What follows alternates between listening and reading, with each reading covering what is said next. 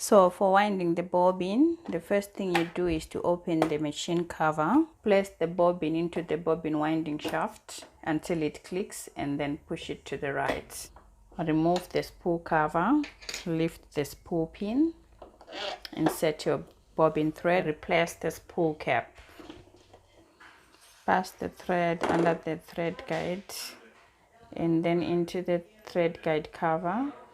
Make sure your thread goes under the pretension disc and just follow the arrows through now.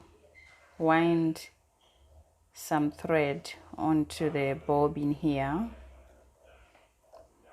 like 5 times and then cut it through here. There's a cutter in here for you to use.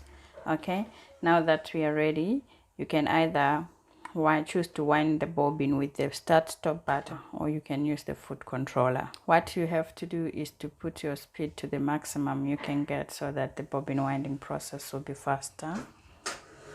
Okay, just want you to see here on the machine, you see this is turned to orange, which means it's ready to wind the bobbin. Now we press the start button and it starts winding the bobbin. On the LCD screen, it's written that it's winding the bobbin. Okay.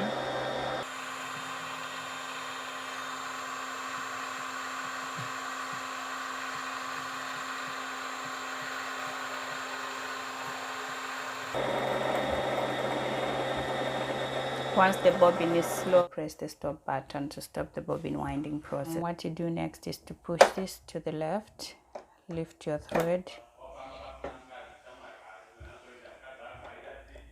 cut it, and you are done with the bobbin winding.